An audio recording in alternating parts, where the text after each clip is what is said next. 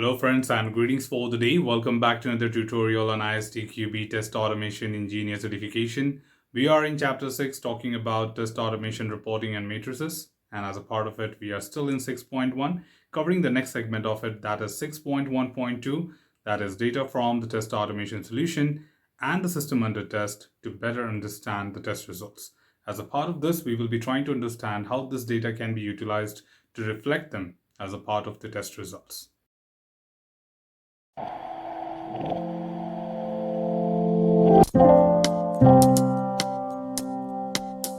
In our previous tutorials, we tried understanding what are the various methods of retrieving the information from the TAS and SUT. As a part of this tutorial, we'll be understanding how to use this data to picturize the outcomes. That is, how it is important to use this data and what kind of format we should have in order to reflect this in a analyzable test results. So what it makes it simple for us to analyze them is very crucial to be understood at the same time. So let's continue and have a quick discussion on the same. The very first step we have is after the test execution, it is very important to analyze the test results to identify potential failures both in SUT and the TAS. For such an analysis, the data collected from the TAS is primary and the data collected from the SUT is secondary.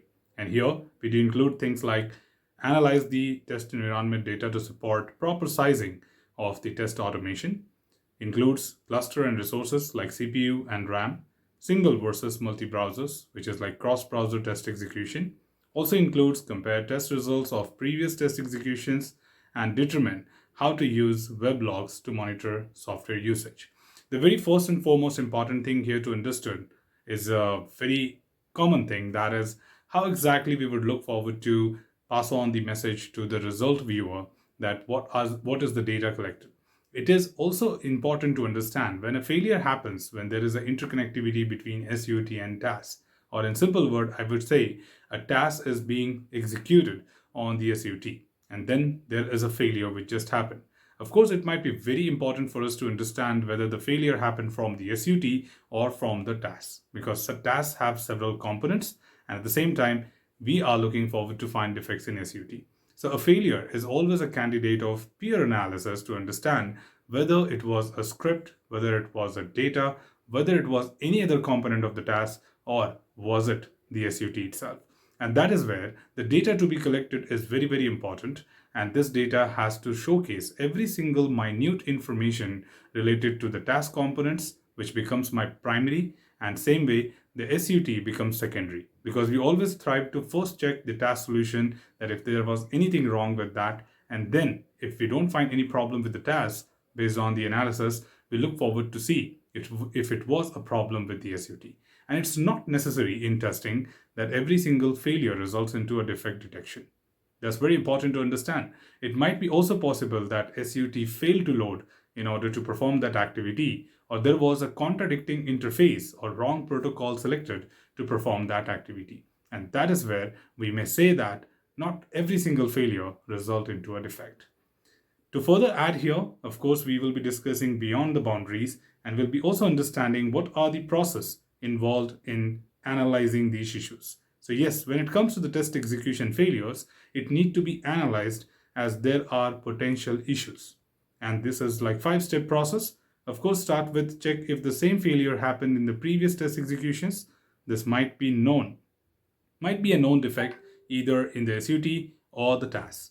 The TAS can be built to log historical test results of the test cases, thus further helping the analysis.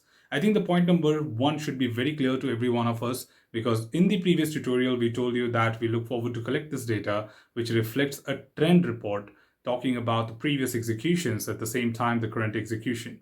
And indeed it becomes very important for us to have a past few runs execution report to compare that if this failure has been happening back to back, or was it just this iteration when this problem occurred. The step number 2 to talk about is, of course, if the defect is not known, identify the test case and what it is testing. The test can be self-explanatory at points, or the test case can be identified in the test management system based on its ID logged with the test execution. Again, in case the defect is not having a pattern or trend, the second step is to identify what is this defect is all about. right? It can be related to the SUT, or it can be related to something which we are executing there, like the feature being tested or the test case as well. So it is just a stepwise process to understand. Sometimes my test steps can also be wrong because a human is error prone, and we cannot just make a blind statement that it resulted into a defect, right? So we will check whether the test case had the issue or it was the SUT itself. Then the step 3 here, we say that find in which test step of the test case the failure happened. The TAS will again log this.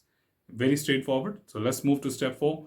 Analyze the test log information about the state of the SUT and whether it matches the expected result using screenshots, API, and network logs, or any log that show the state of the SUT. We indeed discuss these things as a part of methods to collect the data, that we must have the solutions embedded with these options that allows us to capture the screenshots or the interfaces which are exposed for interaction and collect these information to see that whether the system was in the right state.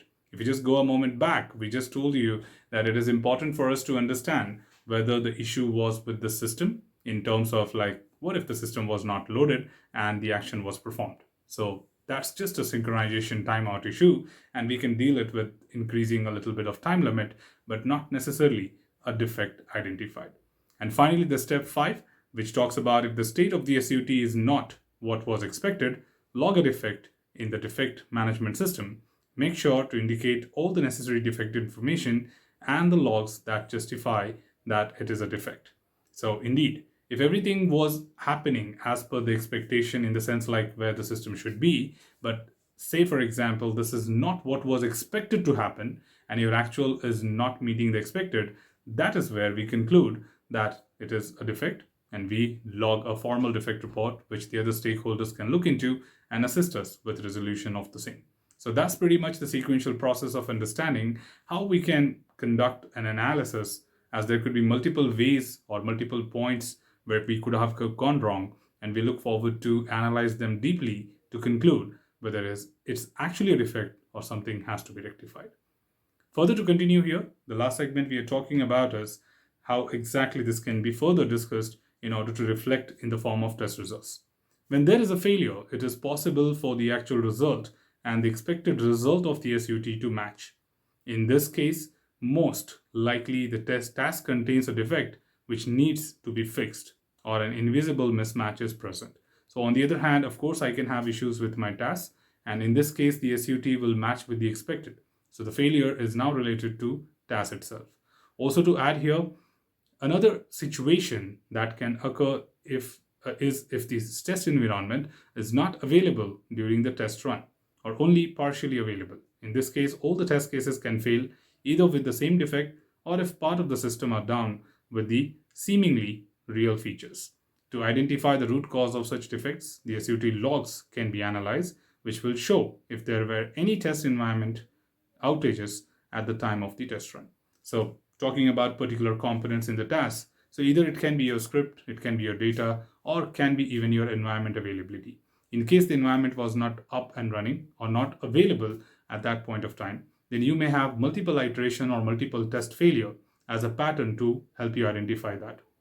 But it might sometime happen that maybe most of the tests pass, but some of the tests fail. So it is also possible that your environment was not available right from that point since the failure started.